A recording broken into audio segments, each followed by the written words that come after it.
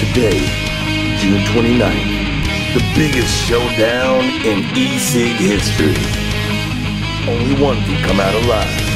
Who will be the victorian? Alright guys, I want this to be a good clean fight. In our left corner, we have the Vamo V.2. In our right corner, the iTaste SVD, superior vaping device. Alright guys, I want you to touch gloves and come out swinging. Alright, what's going on, people? This is Vaping with Twisted420 checking in, and today we have a battle to the death. Okay, nobody's gonna actually die, but no, we're gonna compare these two vaporizers.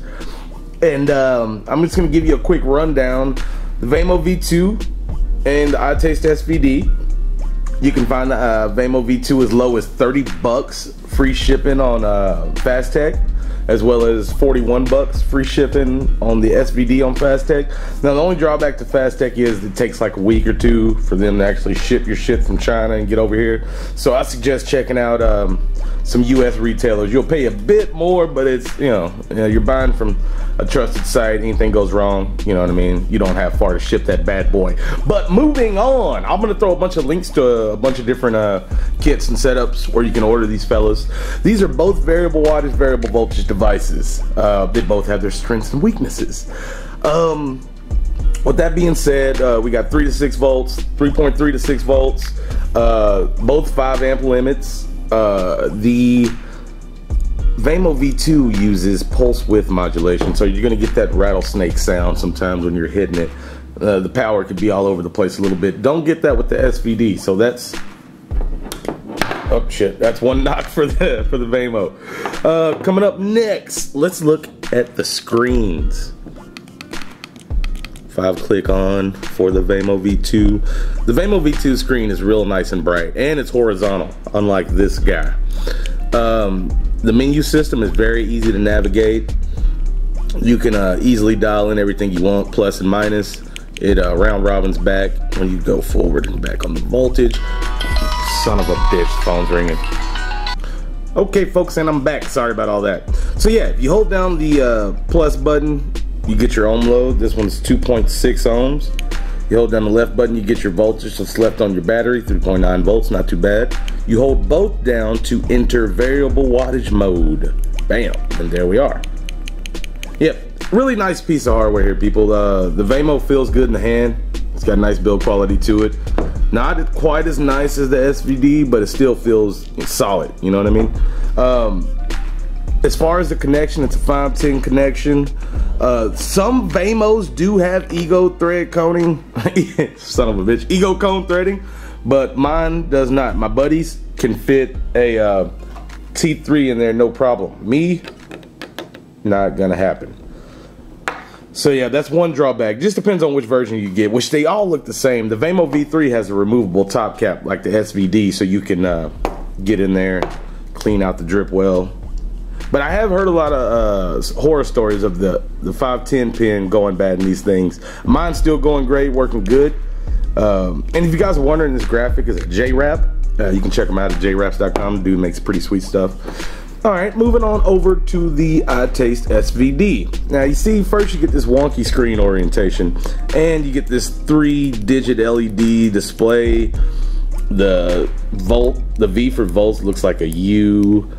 You check the resistance, it looks like the R looks like an A, but it's still a pretty nice screen. You can see it pretty good in direct sunlight. If you look closely, you'll notice there's a lot of engraving on the body of the device, which is basically your directions on how to use it. Hold these 2 buttons to get in the voltage mode. Hold these 2 buttons to get in the wattage mode, and it's just a beautiful device. Hold these 2 to check the ohm load. You also can hold them to lock your voltage so that you don't accidentally change it. There's nothing in here right now, so that's why it's showing done. But now it's locked, so I got the voltage or wattage locked. You got to do the same to get it out. Okay, with that being said, folks, the displays, I'm gonna have to say the display and menu might go to the Vamo, because the horizontal screen, the ease of navigation, I got to give it to the Vamo. Moving on next, the battery configurations in which you can run this. The Vamo can take an 18650, a single 18350 battery, which, shit, let me grab one of those real quick. Hold on 1 second.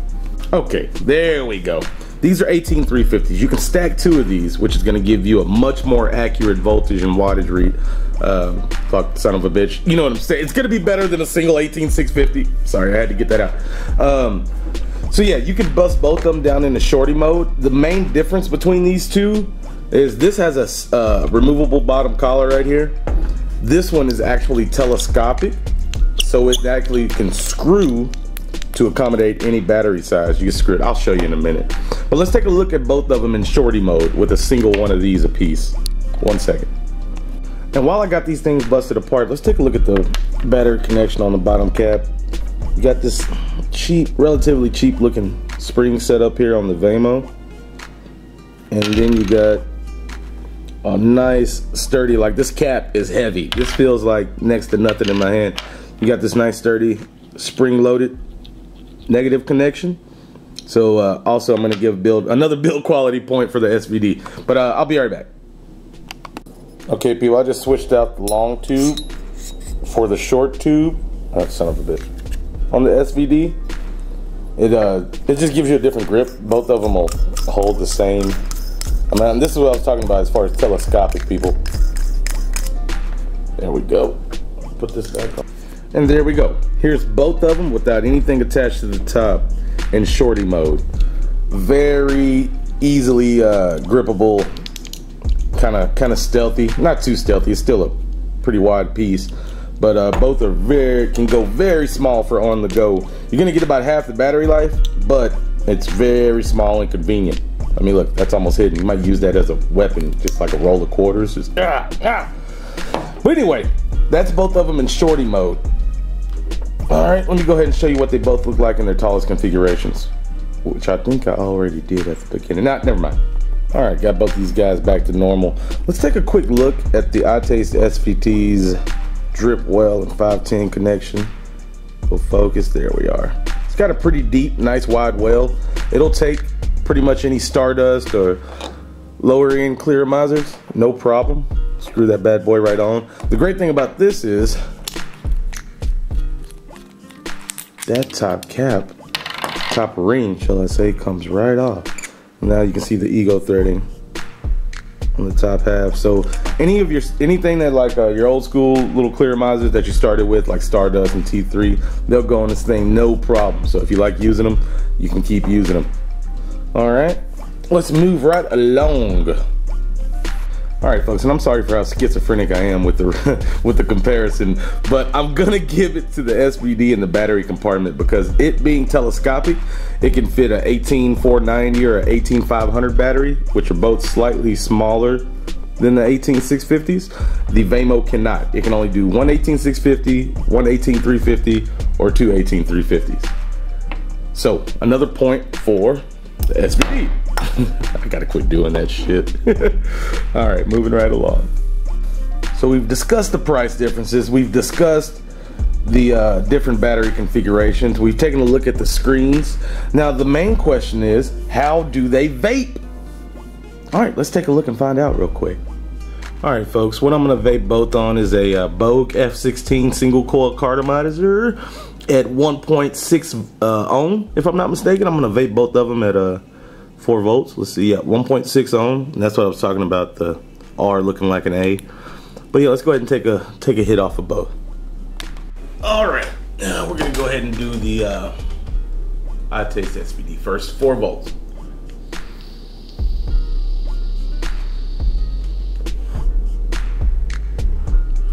That is good. That is good stuff. Let me get one more in.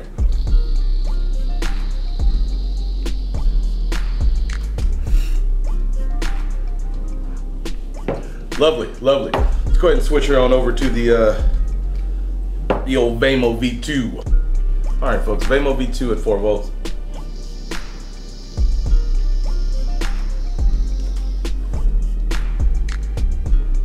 Oh, that's nice. That is nice. One more time, just to make sure it was the real deal.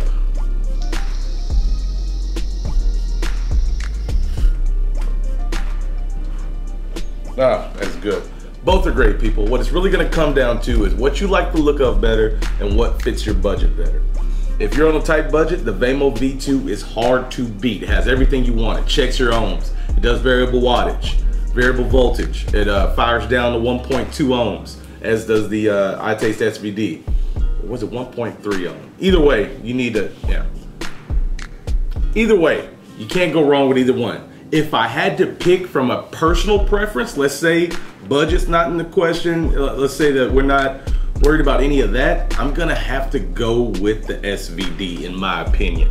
It's about 10, 12 bucks more at their very cheapest, and the build quality is just there. The engravings are a nice touch. The fact that it lets you know as you hold the button what your battery level is, there's just a few things. The screen, that could kind of go either way. I still love the Vamo's navigation and menus. But overall, I'm gonna say the iTaste SVD, people. So there is a clear winner, the iTaste SVD. If you get the full kit, you get the iTaste SVD along with, there is a bundle with the iTaste SVD that comes with 3 of these iClear 30s and 3 replacement heads. That's the full kit. I've seen it in the US for as much as 100 bucks for it. The Vamo, you can get it in kits with batteries and chargers, but they'll usually just throw in some random piece. I mean, this comes with the SVD if you get the full kit. The Express kit is just the body. You don't get the long tube, you just get the mod and the short tube, that's it. No batteries, no nothing. So, I don't know, people, it's gonna be up to you, but in my opinion, the SVD wins. This has been Vaping with Twisted420. I'm gonna keep making videos, people, if you keep watching them. Now go fuck yourself, YouTube, and stay sexy. Coming up soon, people, the Smoke the Natural review, mechanical mod. And I'm gonna build my first coil on my first ever RBA, the RSST. Stay tuned, people. Stay tuned.